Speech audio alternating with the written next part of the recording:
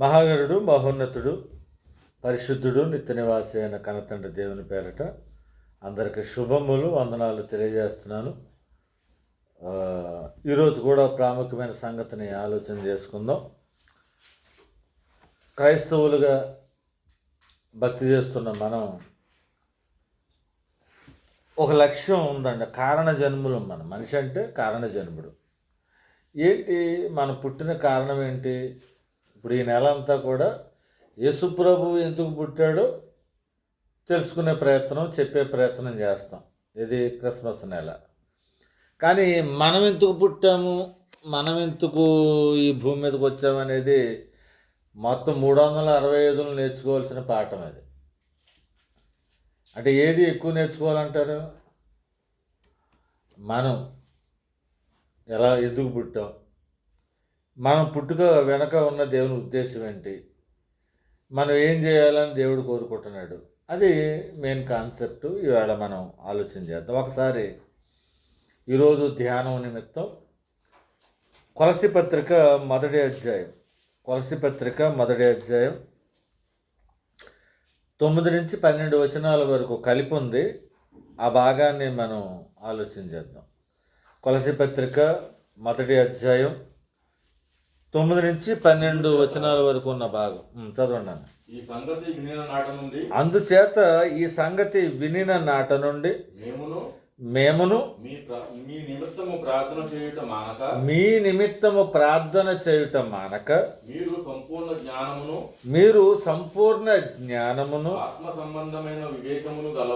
ఆత్మ సంబంధమైన వివేకమును గలవారును ఆయన చిత్తమును పూర్ణముగా గ్రహించిన వారునై ప్రతి సత్కార్యములో సఫలులగుచు దేవుని విషయమైన జ్ఞానమందు అభివృద్ధి పొందుచు. ఒక్క మాటలో చెప్పాలంటే ఫైనల్గా చెప్తున్నాడు. చాలా చెప్పుకొచ్చాడు. ఇక ఒక్క మాటలో చెప్పేస్తున్నాను. అదేంటంటే అన్ని విషయములలో ప్రభువును సంతోషపెట్టినట్లు ఆయనకు తగినట్టుగా నడుచుకొనవలటం. చాలండి. బాగా ఆలోచించాలి. అంటే మనిషి కారణ జన్ముడు అని అనుకుంటే ఏంటా కారణం?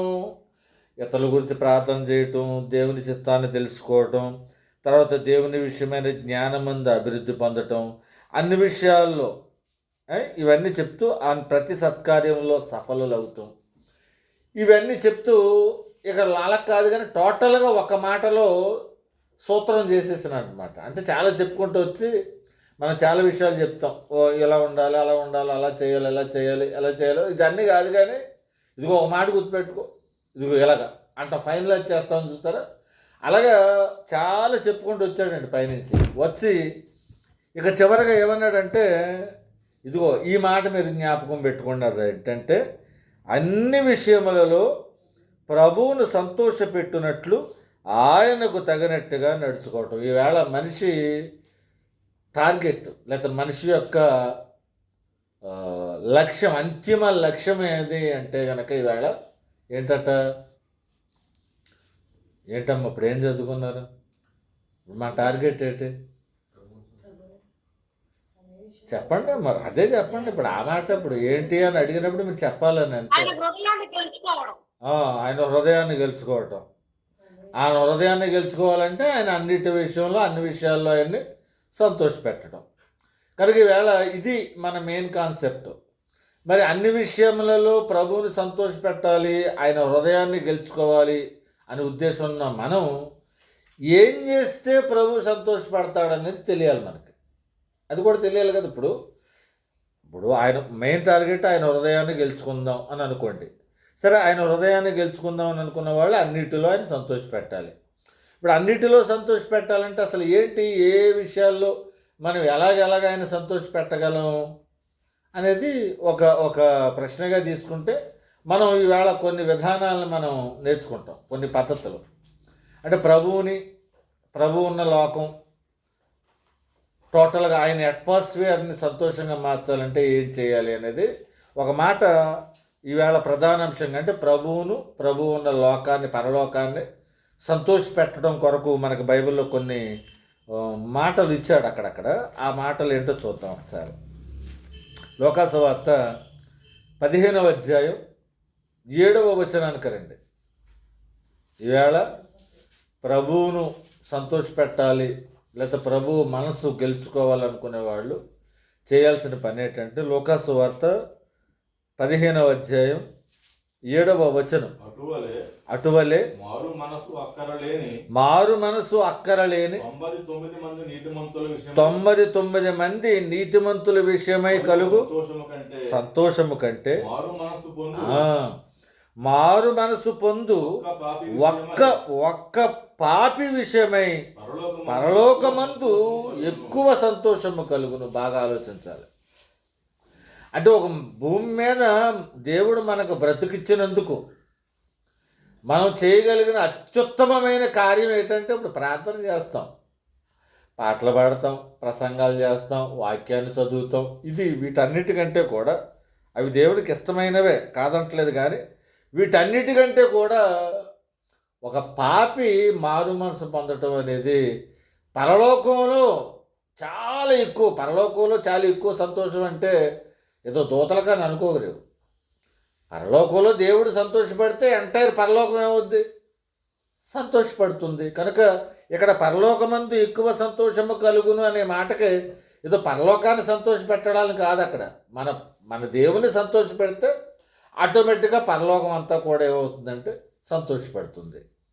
ఇప్పుడు మీరు ఆలోచించండి, మానవుడికి లేదా ఆయన బిడ్డకి దేవుడిచ్చిన గొప్ప భాగ్యం ఏంటంటే, ఒక వ్యక్తి కుటుంబ యజమాని తన కష్టపడి తన కుటుంబాన్ని పోషిస్తూ ఒక కుటుంబాన్ని సంతోషపరచగలడు. అతనికి ఉన్న క్యాలిబర్ అంతవరకు పనిచేస్తుంది. లేదు, ఒక వ్యక్తి ఏదో ఒక ఇండస్ట్రీలోనో ఒక ఆఫీస్ లెవెల్లోనో ఒక జాబ్లో ఉన్నాడు అనుకోండి. ఆ జాబ్ చక్కగా నిర్వర్తించడం వల్ల ఆ ఇండస్ట్రీలో ఉన్నవారినో లేకపోతే యజమానినో సంతోషపరచగలడు, అంతే. కానీ మన గ్రామాన్ని మనం ఏదో సంతోషపరిచేయగలమా? లేదా మన మండలాన్ని మనం సంతోషపరచగలమా? మన రాష్ట్రాన్ని మనం సంతోషపరచగలమా? పరచలేము. కానీ దేవుడు నీకు ఇచ్చిన భాగ్యం ఏంటంటే, నువ్వు కనీసం నీ మండలాన్ని కాదు కదా, నీ దేశాన్ని, నీ జిల్లాని సంతోషపరచలేకపోయినా నువ్వు భూమి మీద ఉండి యావత్తు పరలోకాన్ని సంతోషింపచేయగలిగిన సమర్థత, భాగ్యం దూతలకు ఇవ్వలేదు, ఆయన నీకే ఇచ్చాడు. ఇదేంటండి, మరి దేవదూతలు నిత్యం ఆయన కొనియాడుతూ ఉంటాయి కదా అంటే అది అట్లా బాధ్యత, అంతే. అంతేగాని అవి కొనియాడుతున్నాను కనుక నేను హ్యాపీగా ఉన్నాను, నేను చాలా సంతోషపడుతున్నాను. దూతల జయ ధ్వానాలను బట్టి ప్రభు ఎప్పుడు సంతోషపడ్డు. అవి వాటి డ్యూటీ అంతే, అవి చేస్తున్నాయి. కానీ దేవుడు ఎప్పుడు సంతోషపడతాడట అంటే, భూమి మీద ఒక మనిషి మారు మనసు పొందినప్పుడు, ఒక పాపి మారు మనసు పొందినప్పుడు దేవుడు సంతోషపడతాడు. దేవునితో పాటు యావత్తు పరలోకం కూడా సంతోషపడుతుంది. అంటే ఇప్పుడు యావత్తు పరలోకాన్ని సంతోషపరిచే భాగ్యం ఎవరికిచ్చాడు? మనకే ఇచ్చాడు. ఇక ఈ భాగ్యం ఎవరికి లేదండి, ఎవరికి లేదు. పైగా ఇక్కడ మీరు పాయింట్ ఆలోచించాలి. ఇప్పుడు మనకి ఎంత గొప్ప భాగ్యం ఇచ్చినప్పుడు భూమి మీద ఒక పాపిని ఒకవేళ మనమే పాపిగా ఉన్నాం అనుకోండి, సరే మారిన తర్వాత బాప్తిస్మం తీసుకున్నాం. నువ్వు బాప్తిస్మం తీసుకున్న రోజు నిజంగానే పరలోకంలో సెలబ్రేషన్ జరిగింది, ఓకే, హ్యాపీ. మరి తర్వాత ఇప్పుడు 2024 లేకపోతే 2024 జనవరి 1న బాప్తిస్మం తీసుకున్నారు అనుకోండి. కనుక 2024 జనవరి 1న మీ విషయమే పరలోకంలో గొప్ప సంతోషం కలిగిందని అనుకుందాం. మరి జనవరి 2 కలిగిందా? జనవరి 3 అంటే ఒక పాపి మారుమనసు పొంది బాప్తిస్మం తీసుకోవటం వల్ల కేవలం వాడికి దేవుడు బ్రతికివ్వటం వల్ల, వాడి బ్రతుకు వల్ల దేవుడికి ఒక్కరోజైనా పరలోకంలో సంతోషం? అటు నువ్వు బాప్తిస్మం తీసుకున్న ఒక్కరోజు సంతోషం కొరకైనా నేను భూమి మీద పుట్టించింది, రెండో రోజు లేదా మూడో రోజు మనం సంతోషపరచలేమా పరలోకాన్ని? లేకపోతే పరలోకంలో దేవుడిని మనం సంతోషపరచలేమా? బాప్తిస్మం తీసుకున్న రోజున మాత్రమే మనం దేవుని సంతోషపెట్టి మిగిలిన రోజులన్నీ కూడా మన లైఫ్ టైము దేవుని సంతోషపెట్టలేకపోతే మన బ్రతుకాలంలో పాపి మారు మనసు పొందిన రోజున ఒకరోజు పరలోకంలో ఎక్కువ సంతోషం కలుగుతుందనని మనం బాప్తిస్వం తీసుకున్న ఒక్కరోజే దేవునికి ఆనందం కలిగితే మరి మిగిలిన రోజులన్నీ వేస్ట్ అయిపోతున్నట్టే కదా. మరి మిగిలిన రోజుల్లో కూడా ప్రభువుని సంతోషపెట్టగలిగే అవకాశం ఒక మనిషిగా మనకు ఉందంటారా లేదంటారా? ఆ ఛాన్స్ ఉందా? ఉంది, ఉంది. ఎలా సంతోషపెట్టచ్చు అంటారు? ఒకటి, మనం మారినప్పుడు బాప్తిస్వం తీసుకున్నప్పుడు ప్రభు సంతోషపడ్డాడు, ఓకే, ఇక దాని క్వశ్చన్ ఏం లేదు. తర్వాత ప్రతిరోజు ప్రభువుని సంతోషపెట్టాలంటే మనం ఏం చేయాలి అనేది ఇంకొక కాన్సెప్ట్ తీసుకోవాలి ఇప్పుడు మనం. అది కూడా మనకి భాగ్యం అండి. నిజంగా నాకు చాలా పొద్దుడి వాక్యం చెప్తున్నప్పుడు పులకరించిపోయింది మనసు. ఒక అయోగ్యుడికి భూమి మీద ఎందుకు పనికిరానటువంటి వాడిగా ఉంటున్న మనకు యావత్తు పరలోకం సంతోషపడే ఆ ఛాన్స్, లేకపోతే యావత్తు పరలోకాన్ని సంతోషపరిచే ఛాన్స్ దేవుడు మనకిచ్చాడా? ఇప్పుడు ఆయన సుపీరియర్గా సుప్రీం కదా, ఆయన ఏదో కమెంట్ చేసి అందరూ హ్యాపీగా ఉండంటారా అని ఆయన కమెంట్ చేస్తే పరలోకం సంతోషపడవచ్చు. కానీ ఆయన కూడా కమెంట్ చేయడట. ఆయన కూడా వెయిట్ చేస్తున్నాడు, నా పిల్లల వల్ల, భూమి మీద నా బిడ్డల వల్ల నాకు సంతోషం కలగాలి, అలాగే నా ద్వారా ఎంటైర్ పరలోకానికి సంతోషం కలగాలి. అలాగే ఏ బిడ్డ నేను సంతోషపడటానికి అవకాశం ఇస్తాడా? ఏ క్షణాన్న ఏ బిడ్డ నేను సంతోషపడటానికి అవకాశం ఇస్తారని మనమిచ్చే సంతోషాల కొరకు పరలోకం ఎదురు చూస్తుంది. పరలోకంలో దేవుడు ఎదురు చూస్తున్నాడు. మరి నువ్వేం చేస్తున్నావు? నువ్వెదరి కోసం ఎదురు చూస్తున్నావు? భూమి మీద నువ్వెలా సంతోషపడాలి?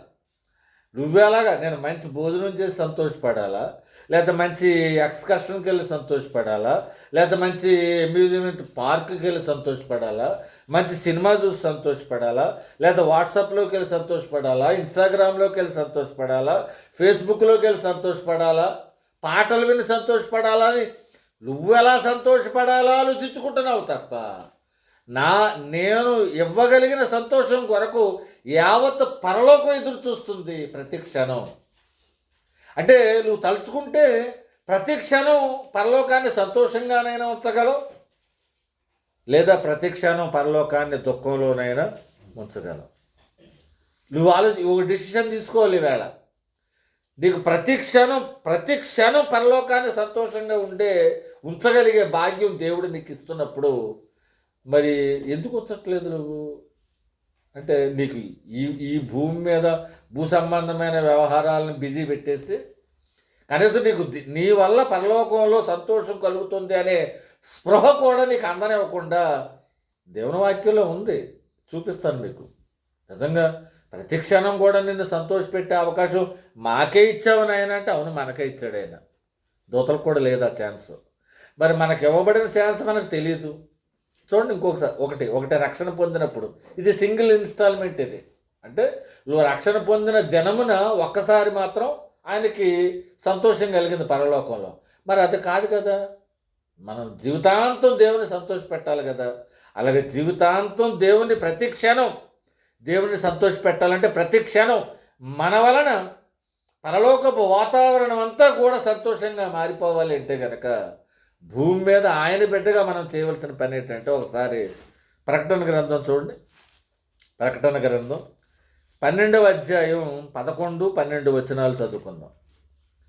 ప్రకటన గ్రంథం 12వ అధ్యాయం 11, 12 వచనాలు.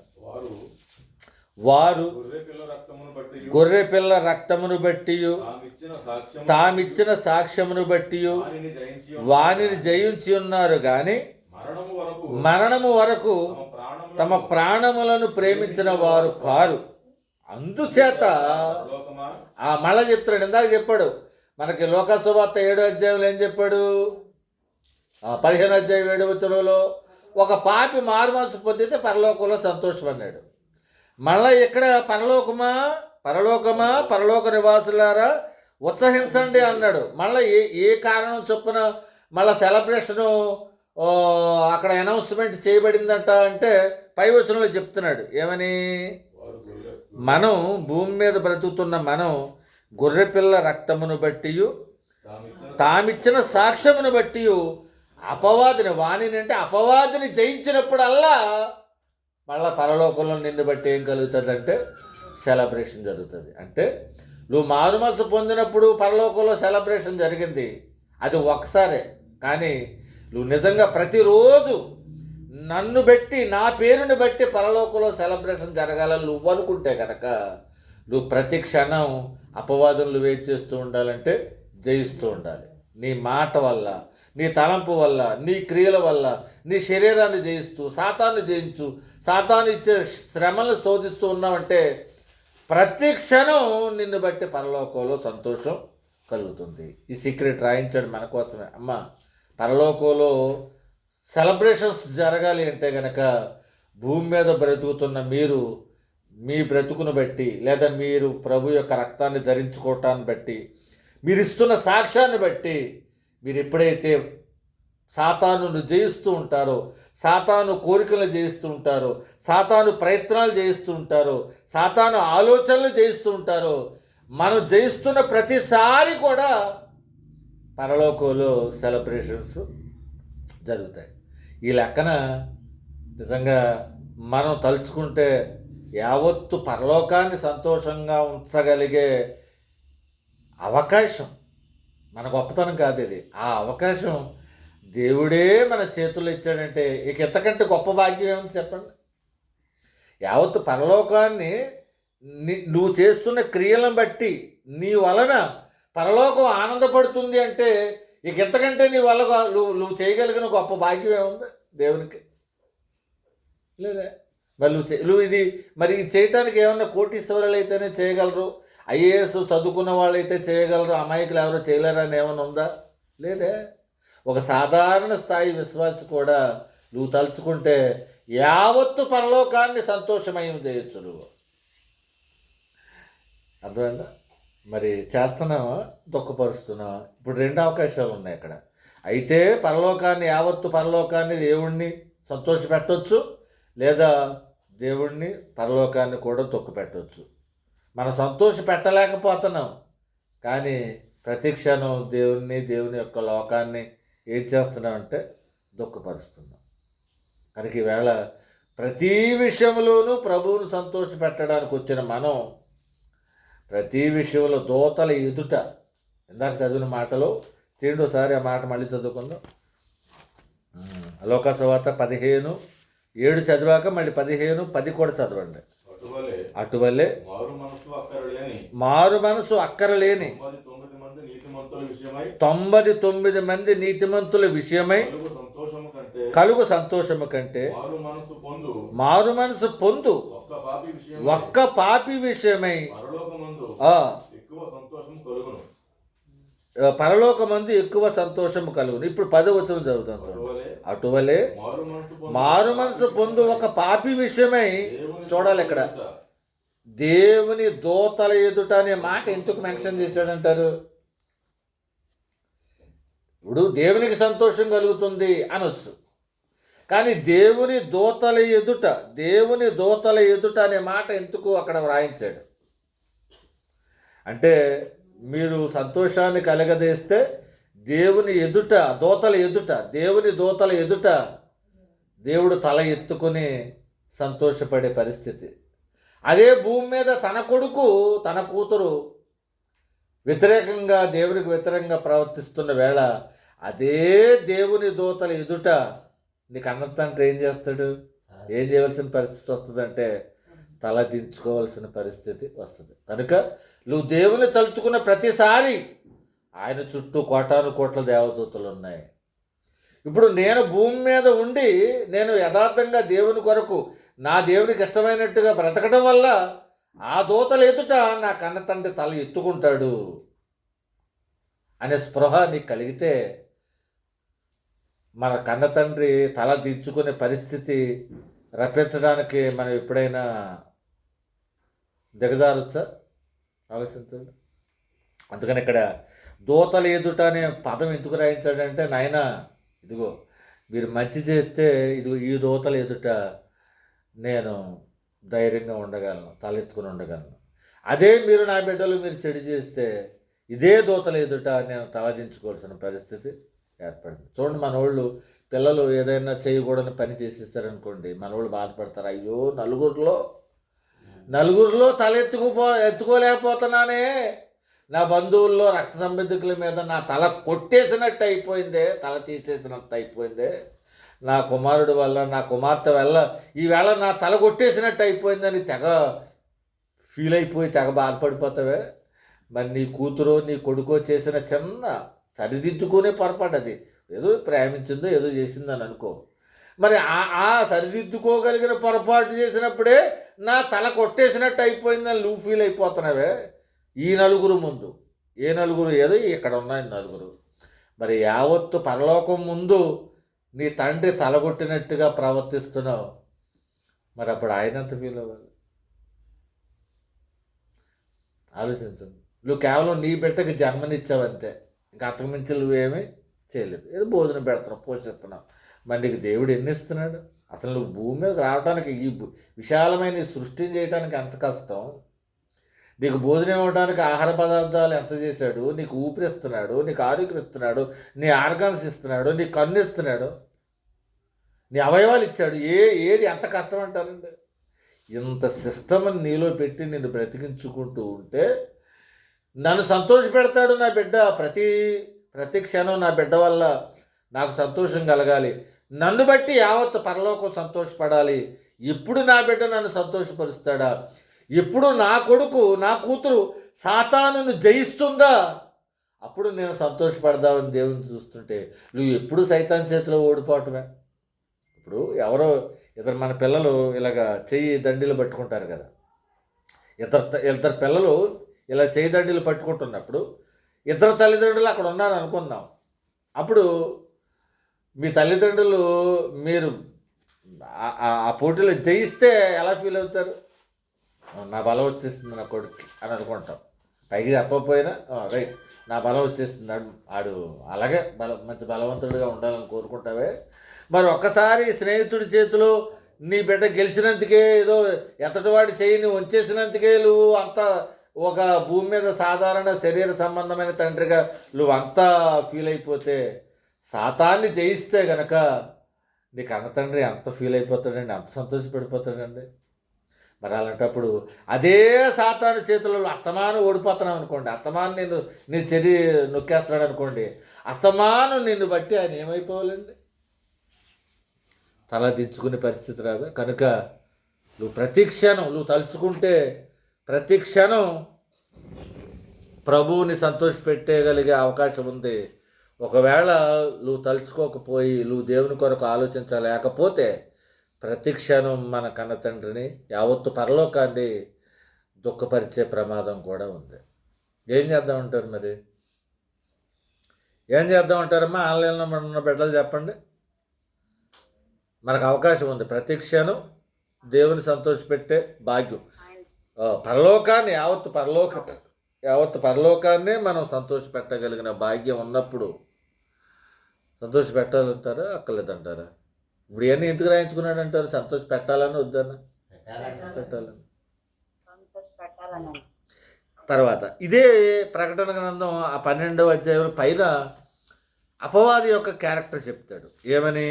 ఎంతసేపు సహోదరుల మీద అపవాదం చేయటం, మోసం చేయటం. చూడండి మాట 9వ వచనం, ప్రకటన గ్రంథం 12వ అధ్యాయం 9 నుంచి. కాగా సర్వలోకమును మోసపుచ్చుచు అపవాది అనియు సాతాననియు పేరు గల ఆది సర్పమైన ఆ మహాఘట సర్పము పడద్రోయబడెను. అది భూమి మీద పడద్రోయబడెను. దాని దూతలు దానితో కూడా పడద్రోయబడిరి. మరియు ఒక గొప్ప స్వరము పరలోకమందు ఇలాగు చెప్పున వింటిని, రాత్రింబగళ్ళు మన దేవుని ఎదుట మన సహోదరుల మీద నేరం మోపుటకై అపవాది పడద్రోయబడి ఉన్నాడు కనుక రక్షణయు శక్తియు రాజ్యమును మన దేవుని వాయను, ఇప్పుడు అధికారము ఆయన క్రీస్తుదాయను. అని మీరు ఆలోచించాలి. ఎక్కడ ఈ యుద్ధంలో సాతాను జయించడానికి మిఖాయేల్ అనే ఆయన ఎవరు యుద్ధం చేశారండి? మిఖాయేలును అతని దూతలను ఆ ఘటసర్పంతో యుద్ధం చేయటం వల్ల, ఆ అపవాదిని జయించడం వల్ల ఆ పరలోకం అంతా కూడా సంతోషభరితమైన వాతావరణం వచ్చింది. ఆ యుద్ధం ఒకసారే జరిగింది. కానీ మనమైతే ప్రతి క్షణం యుద్ధంలో ఉన్నాం. ఇప్పుడు ప్రతి క్షణం యుద్ధంలో ఉన్నామని బాధపడకండి. ఇప్పుడు ఈ ప్రతి క్షణం యుద్ధం ఉండటం వల్ల, ఇప్పుడు ఒకవేళ మిఖాయేలు యుద్ధం చేశాడు, గెలిచాడు, అబ్బా మిఖాయేలు వల్ల సాతాన్ని జయించాడు అని సెలబ్రేషన్ ఒకవేళ పరలోకంలో జరిగింది అనుకోండి, మిఖాయేలు ఏమనుకుంటాడు తెలుసా? నాకు పూటకో యుద్ధం వచ్చేస్తే బాగుండు, ప్రతి పూట నేను సైతాన్ని జయించేసి ప్రతి పూట నేను దేవుని రాజ్యంలో దేవునికి నేను ఏం కలగజేద్దును, సంతోషం కలగజేద్దును అనుకుంటాడు. కానీ ఒకసారి సింగిల్ ఛాన్స్ వాళ్ళకి ఇచ్చింది. మనకైతే ఎన్ని ఛాన్సులు ఇస్తున్నాడు? ప్రతి క్షణం నిన్ను యుద్ధంలో ఎందుకు పెడుతున్నాడంటే, ప్రతి క్షణం నా కొడుకు సాతాను యొక్క తలను చితకు తొక్కాలి. ఆ సాతాను యొక్క తలను తొక్కినప్పుడల్లా పరలోకంలో నేను సంతోషపడాలి. అంటే ఇప్పుడు మనకి దేవుని సంతోషపరిచే అవకాశాలు మనకి ఎక్కువ ఉన్నాయంటారా, తక్కువ ఉన్నాయంటారా? దూతలకి లేవు, ఆ అవకాశం కూడా లేదు. మరి ఇప్పుడు ఎంత భాగ్యవంతులు అండి మనం. మరి పరలోకంలో మనకన్న తండ్రిని సంతోషపరచగలిగే భాగ్యం దేవుడు మనకే ఇచ్చాడు, దూతలకు ఇవ్వకుండా. అంటే ఎంత హ్యాపీగా మనం ఆయన్ని ఉంచాలండి. మనకి ఇంకా చూడండి, పరీక్షల్లో పాస్ అయిపోయి మన కళ్ళతండ్రులకి పేరు వచ్చేస్తుంది అనుకున్నప్పుడు ఎన్ని పరీక్షలు వచ్చేస్తే అన్ని పరీక్షల్లో నేను పాస్ అయిపోవాలని అనుకుంటాం కదా. అలాంటప్పుడు ఈవేళ నీకు ఎదురవుతున్న శోధనలు, శ్రమలు, ఇరుకులు, ఇబ్బందులన్నీ కూడా నువ్వు జయించి దేవుని సంతోషపెట్టి దేవుని యొక్క మనసును గెలుచుకోవటానికి ఇవన్నీ దేవుడు మనకిస్తున్న అవకాశాలు, యుద్ధాలు కాదు ఇవి. ఇప్పుడు మీకు వస్తున్న కష్టాలు, మీకు వస్తున్న అవకాశాలు, మీకు వస్తున్న అవమానాలు, మీ కొరకు వస్తున్న ఇబ్బందులు, ఇవన్నీ కూడా ఏంటంటే అవకాశాలు. దేనికి అవకాశాలు? యుద్ధాన్ని గెలవటానికి అవకాశం. ఇప్పుడు యుద్ధాన్ని గెలవటానికి నువ్వు వీరుడవు అని నిరూపించబడటానికి యుద్ధం లేకుండా కూరగారిటి ఎలగలగా తిప్పేసేసి నేను వీరుణ్ణి అంటే బాగుంటుందా? మన కన్నతండ్రి నా కొడుకు వీరుడు, నా కొడుకు ఇప్పుడే గరిటె తిప్పి వచ్చాడు అని అంటాడా? దేవుని ఎదుట నా బిడ్డలు వీరులు అనే మాట కలగాలి అంటే కనుక యుద్ధంలోనే ఉండాలి. ఆ యుద్ధం మన పేరిట మనమే జయించాలి ఆ యుద్ధాన్ని. ఒకసారి రబ్బా మీదకి యుద్ధానికి పోయారు. ఎవరు? దావీదు యొక్క సైన్యాధిపతిని అతని యొక్క అనుచరుడు. సరే, రబ్బాని ఈయన ఏం చేశాడు? ఇంటికాడ కూర్చుని, ఎవరో దావీదు గారు, ఆ ప్రజలందరూ వెళ్ళి వసంతకాలమున రాజులు యుద్ధం చేయు సమయమున రబ్బా అనే పట్టణం మీదకి వెళ్ళి దావీదు సేవకులు యుద్ధం చేస్తుంటే ఈయన ఏం చేశాడు? దావీదు గారు మిద్దెక్కి పడక మించి లేచి ఏదో కార్యక్రమం జరిపించాడు. చివరికి ఆ యుద్ధం గెలిచిపోయారు. మరి ఆ యుద్ధం ఆ సైన్యాధిపతి పేరు మీద వస్తుంది కదా. అందుకని మళ్ళీ బాబు రావతి గారు రండి, రికార్డ్స్లో మళ్ళీ మీ పేరు రావాలి కనుక వచ్చి 4 సార్లు ఇలాగ కత్తి తిప్పండి. నామమాత్రపు తిప్పుడు అనమాట అది. ఆల్రెడీ ఎప్పుడో జయించేశారు, కానీ మళ్ళీ జయించేశారని అనౌన్స్మెంట్ చేసుకుంటూ వచ్చేసారు అనుకోండి. దావీదు వెళ్లకుండా జయించేశారంటే ఇప్పుడు కీర్తి ఎవరికి వస్తుంది? అయ్యో, ఆ సైన్యాధిపతికి వాళ్ళు వస్తుంది కనుక అప్పుడు దావీదుని ఇన్వైట్ చేశారు లోనకి. వెళ్ళి నామమాత్రంగా వెళ్ళి అక్కడ ఏదో కాసేపు ఎలాగల కానీ దావీదు రాజు జయము రబ్బా పట్టణాన్ని పట్టేసుకున్నాడు. అదే అయిపోయింది, ఇది అయిపోయింది అని. అంటే అది ఉత్తుత్తుత్తుత్తుత్తి జయం కదా, అది నిజంగా వెళ్ళి జయించాడు. అలాగా బలవంతపు జయాలు మనకొద్దు. మనమే యుద్ధంలో నిలబడతాం. అంతేగాని యుద్ధము యెహోవాదే పేరు మాత్రం నాకు రావాలంటావా? యుద్ధం యెహోవాదే, కానీ యుద్ధం చేసేవలసింది ఎవరు? ఈవేళ ఆనాడు మిఖాయేలు చేశాడు, ఈవేళ ఆయన బిడ్డలుగా మనమే చెయ్యాలి. ఆ యుద్ధంలో జయించే సూత్రం కూడా చెప్పాడు అక్కడ. ఏమని? రక్తం యొక్క చూడండి 11 వారు గొర్రెపిల్ల రక్తమును బట్టి తామిచ్చిన సాక్ష్యమును బట్టి సాతాన్ని మనం జయించాలి. అంటే నువ్వు ప్రతిరోజు ప్రతి క్షణం నీకు యుద్ధం ఉంది. నీ శరీరంతో యుద్ధం, లోకంతో యుద్ధం, సాతానుతో యుద్ధం. నువ్వు ప్రతి క్షణం యుద్ధం ఉంది అంటే కనుక ప్రతి క్షణం నువ్వు గెలవగలిగే ఛాన్సెస్ కూడా ఉన్నాయి. నువ్వు ప్రతి క్షణం గెలవగలిగే ఛాన్సెస్ ఉన్నాయంటే ప్రతి క్షణం పరలోకాన్ని సంతోషంగా, పరలోకపు తండ్రిని సంతోషంగా ఉంచగలిగే ఛాన్సెస్ కూడా ఉన్నాయి. అంటే మన ప్రభువుని సంవత్సరానికి ఎన్నిసార్లు సంతోష పెట్టవచ్చు? బాప్తిసం తీసుకున్నప్పుడా ప్రతి క్షణం సంతోష పెట్టవచ్చు. సంతోష పెడుతున్నావా? మరి అడుగుతాడు, అవన్నీ నీకు ఇచ్చిన, ఇప్పుడు కానుకలు లెక్క ఇచ్చాడు కదా, కానుకలు ఇచ్చిన తర్వాత మేనాలు లెక్క ఇచ్చిన తర్వాత మేనాలు ఏం చేసావో లెక్క అడిగాడా? కనుక ఈవేళ నీకు ఇచ్చిన ఇన్ని అవకాశాలు ఇచ్చినప్పుడు ఇన్ని అవకాశాలు నువ్వు సద్వినియోగం చేసుకోకుండా నువ్వేం చేసావని రేపొద్దుడు అడుగుతాడు. ఏం నాకు తెలియదు నాయన, అవన్నీ అవకాశాలు అనుకోలేదు, ఏదో అలా గడిచిపోతుందో లోకం అని అనుకున్నాను అని అంటావా? లేదు. ఇంకా అబ్బాయి నాకు తెలియదండి, మా ఎవరు చెప్పలేదండి పాస్టర్ గారు అనుకో, ఎందుకంటే చెప్పేసాను ఆల్రెడీ నేను. ప్రతి క్షణం నువ్వు బ్రతుకుతున్న ప్రతి క్షణం దేవుడిని సంతోషపెట్టడానికి దేవుడిస్తున్న ఒక అవకాశం. సాతాను శోధన వస్తుందా? నువ్వు జయించడానికి అవకాశం, పడిపోవటానికి కాదు. ఇప్పుడు ఏదైనా తోటలో చెట్టు ఎందుకు వేసాడు? నా కొడుకులు గెలవాలని వేసాడా, ఓడిపోవాలని వేసాడా? నా కొడుకులు గెలుస్తాను, నా బిడ్డలు గెలవాలి అని అనుకున్నాడు ఆయన. నువ్వేమో ఓడిపోయావు, ఇక ఆడేం చేస్తాడు? కనుక గెలవటానికే వస్తుంది ఈవేళ మీకు యుద్ధం. ఇంకొక 3వ సీక్వెన్స్ చెప్తాను, ఆ రెఫరెన్స్ రాసుకుని మీరు వచ్చి ప్రభు బలం సిద్ధం చేయండి. ప్రకటన గ్రంథం 19వ అధ్యాయం 7వ వచనం, 3వ విధానం. మన ప్రభువుని ప్రతి క్షణం సంతోష పెట్టడానికి దేవుడు మనకిస్తున్న మరి ఒక దివ్యమైన అవకాశం ఏంటంటే, ప్రకటన గ్రంథం 19వ అధ్యాయం 6-7 కలిపి ఉన్నాయి. అప్పుడు గొప్ప జన సమూహపు శబ్దమును, సర్వాధికారియు ప్రభువునగు మన దేవుడు ఏలుచున్నాడు, ఆయనను స్తుతించుడి. గొర్రెపిల్ల వివాహోత్సవ సమయము వచ్చినది, ఆయన భార్య తన్ను తాను సిద్ధపరచుకుని ఉన్నది, గనుక మనము సంతోషపడి ఉత్సహించి ఆయనను మహిమపరచెదము. కనుక 3 అవకాశాలు చెప్పాను. యావత్తు పరలోకం సంతోషించగలగాలి అంటే కనుక 3 అవకాశాలు ఉన్నాయి. 1, ఒక పాపి మారు మనసు పొందడం వల్ల యావత్తు పరలోకం సంతోషంగా ఉంటుంది. అలాగే నువ్వు మారు మనసు పొందిన రోజున యావత్తు పరలోకం సంతోషంగా ఉంది. మరి అలాగే నువ్వు అనేకులను మార్చి ప్రభువు కొరకు కొంతమందిని మారుస్తున్నావు అనుకోండి, అప్పుడు కూడా యావత్తు పరలోకాన్ని సంతోషపరచవచ్చు.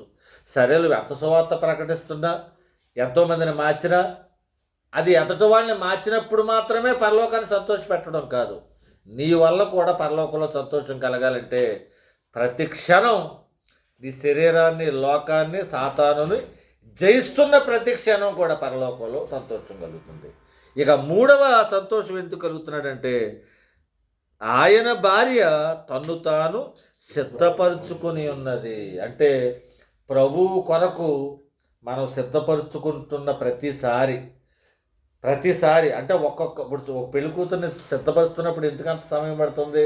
ఒక్కొక్క గంట ఒక్కొక్క ఆభరణం తగిలించడానికి, ఒక రకమైన హెయిర్ డ్రెస్సర్కి, లేకపోతే ఒక రకమైన ఒక ముత్యపు దండ తగిలించడానికి, లేకపోతే ఏదైనా నెక్లెస్, ఇలాగా ఒక్కొక్క ఆభరణాన్ని తగిలించడానికి లేట్ అవుతుంది. అలాగే ఈవేళ ప్రభు కొరకు సిద్ధపడుతున్న నూతన వధువు వలె మనం కూడా ఒక్కొక్క ఆభరణం ప్రతిరోజు తగిలించుకోవాలట.